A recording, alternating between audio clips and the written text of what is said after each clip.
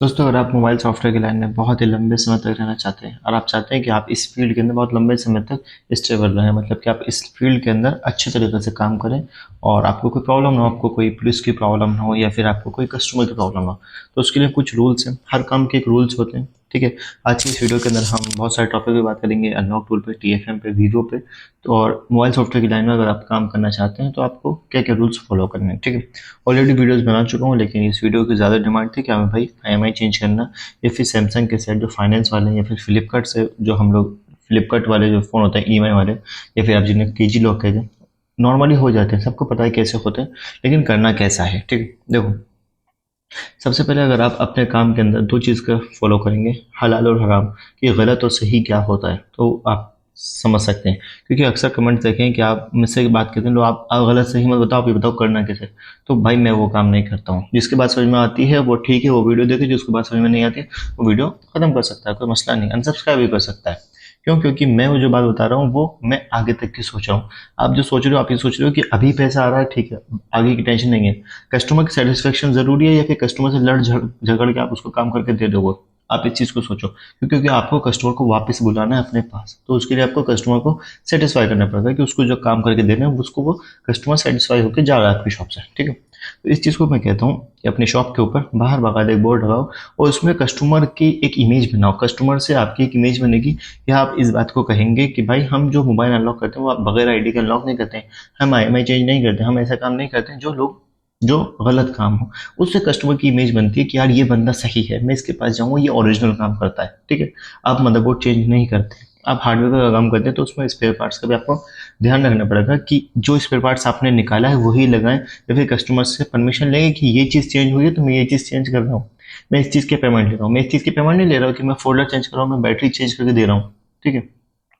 तो थोड़ा सा सही गलत को समझो। अगर समझ में बात आती है कि सही और गलत किसे कहते हैं, हलाल और हराम किसे कहते हैं, तो सही है, वरना तो वो जो कर रहे हो वो करते रहो। ठीक है। क्योंकि मैंने अक्सर देखा है, मेरे पास हजारों मैसेज आते हैं भाई कि इस बात को लेके कि आमिर भाई हम बहुत साल, हम 10-10 साल से सॉफ्टवेयर काम कर रहे हैं, लेकिन हमने सोचा कि यार इतनी प्रॉफिट नहीं हो रहा, तो ईएमआई चेंज करना शुरू कर देते हैं या फिर फाइनेंस वाला सेट करना शुरू कर देते हैं। तो आप यकीन माने कि वो लोग मेरे से फ़ोन पे बहुत देर तक बात करते हैं कि यार आमिर भाई लास्ट टाइम बस ये होता है कि पुलिस वालों को पता चल जाता है और वो अच्छा खासी रकम ले आते हैं। ये बात आपको भी पता है अच्छी तरीके से, क्योंकि बहुत अभी काफ़ी टाइम पहले बहुत सारे लोगों को उठाया जा रहा था पुलिस वालों के जरिए कि फ़ोन को वो ईएमआई चेंज कर रहे थे, या फिर उनका फ़ोन वो रखे थे जो चोरी के सेट थे, उसमें वो प्रॉब्लम में आ गए थे। देखो, अपना ना दुकान का एक रूल रखो, या फिर अपनी लाइफ का एक रूल रखो कि आपको ईएमआई चेंज नहीं करना है। आपको मोबाइल जो फाइनेंस वाले साइट है उनको लोग अनलॉक कर रहे हैं नॉर्मली, जबकि मैं समझा रहा हूँ कि आप फाइनेंस अनलॉक करना इलीगल है।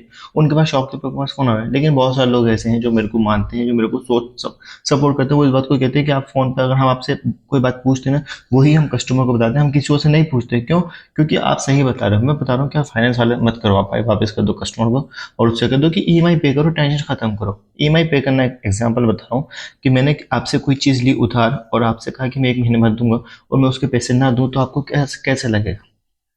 समझना आप इस बात को। आपने फ्लिपकार्ट से पे, आपने फ्लिपकार्ट से कोई मोबाइल लिया और इस बात को कहा कि आप 1 महीने बाद या 2 महीने बाद उसकी ईएमआई पे कर दोगे। ठीक है। अब आप उसकी ईएमआई पे नहीं कर रहे, तो वो आपके लिए क्या है, सही है या गलत है? हलाल या हराम इसमें आ गया ना। अगर हराम चाहते हो खाना तो भाई नॉर्मली आप खाओ, तो उसको अनलॉक करना भी ऐसा ही है, तो उसको चेंज करना भी, उसको बेचना भी, वो सब इसी में शामिल होता है। जैसे शराब का है वैसे ही आप समझ सकते हैं इशारा मेरा। ठीक है। तो इस चीज़ को आप थोड़ा सा देखा करो कि क्या चीज़ सही है क्या गलत है। ठीक है। तो ईएमआई चेंज करना, सैमसंग के मोबाइल या फिर और भी कंपनी मोबाइल का ईएमआई चेंज करना, या फिर ईएमआई जो वाले सेट है उनको अनलॉक करना, कैसा है, सही है गलत? मेरी तरफ से गलत है, आपकी तरफ से सही है, तो आप अनलॉक कर सकते हो। लेकिन यह है कि लाइफ टाइम के लिए ये सॉल्यूशन नहीं है, आपको आगे जाके प्रॉब्लम हो सकती है। आप 1 रुपया ठीक कमा लो, हलाल का कमा लो, नॉर्मली कमा लो। 100 रुपये हराम के कमाओगे तो वो बर्बाद है, वो कहीं ना कहीं ऐसी जगह खर्च होंगे आपको पता भी नहीं चलेगा। ठीक है।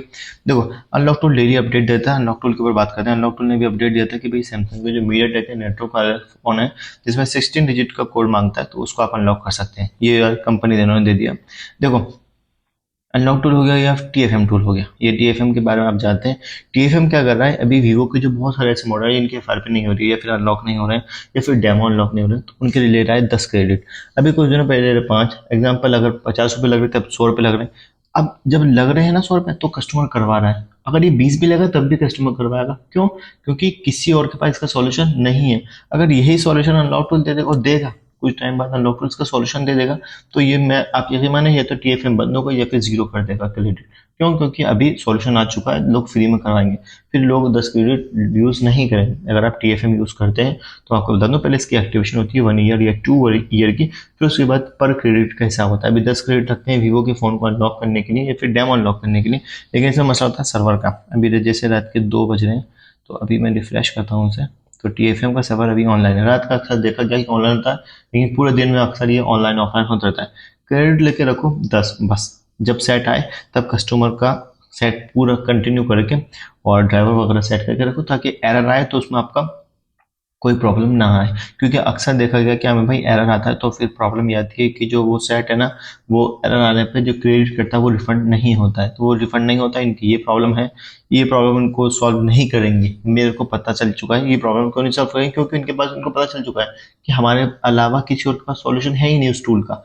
वीवो के V25 प्रो हो गया, या फिर बहुत सारे ऐसे मॉडल है जो ये डेमो अनलॉक कर रहा है, मिनटों सेकंडों में अनलॉक कर रहा है। लेकिन ये कि इसको पता है कि अगर मैं रिफंड भी नहीं करूंगा तब भी मेरे पास कस्टमर आएंगे। क्यों? क्योंकि सॉल्यूशन इसने ही दिया है। जब ये सॉल्यूशन कोई और दे देगा तो इनकी खत्म हो जाएंगे, देख लेना आप चाहे। ठीक है, जैसे कि सैमसंग की एफ आर पी है। अक्सर लोग पूछते हैं कि सैमसंग की एफ आर पी का रेट डाउन कब होगा। देखो, रेट डाउन नहीं होगा सैमसंग एफ आर पी का। क्यों? क्योंकि सॉल्यूशन अभी नहीं आया है। जिस दिन सॉल्यूशन आ गया उस दिन रेट ऑटोमेटिक डाउन हो जाएगा। सॉल्यूशन कब आएगा तो वो तो भाई मैं भी नहीं कह सकता हूँ कि सॉल्यूशन कब आएगा।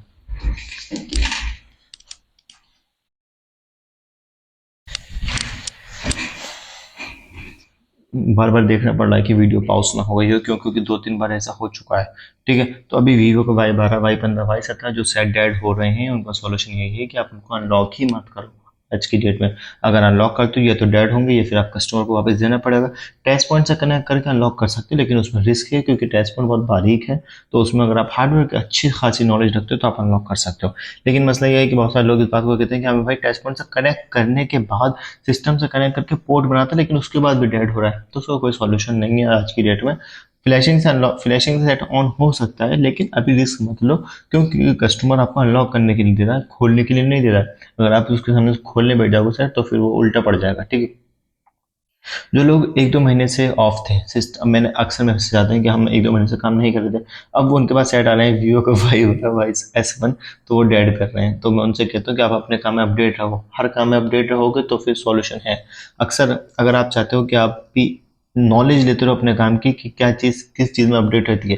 जैसे कि हमें पता है कि डेमो अभी टीएफएम कर रहा है, अभी अनलॉक टूल ने मना कर दिया कि हम नहीं करेंगे क्योंकि इसने एमटीके की सिक्योरिटी बढ़ा दी है। ठीक है, तो टीएफएम ने उसका सॉल्यूशन निकाल दिया, तो उसकी डिमांड है। आपको ये बात नहीं पता। क्यों? क्योंकि आप अपने ग्रुप्स में एक्टिव नहीं है। ग्रुप्स में एक्टिव हो जाओ, उसमें सॉल्यूशन आते रहते हैं, प्रॉब्लम का पता चलता रहता है। अक्सर फाइल्स वगैरह ग्रुप में मांग लिया करो। मेरे साथ अक्सर ये होता है कि अगर मैं ग्रुप में कोई भी चीज़ प्रॉब्लम होती है ना, जो मेरे को मेरे सिस्टम पे आ रही है या फिर मोबाइल में आ रही है, तो मैं पूछ लेता हूँ।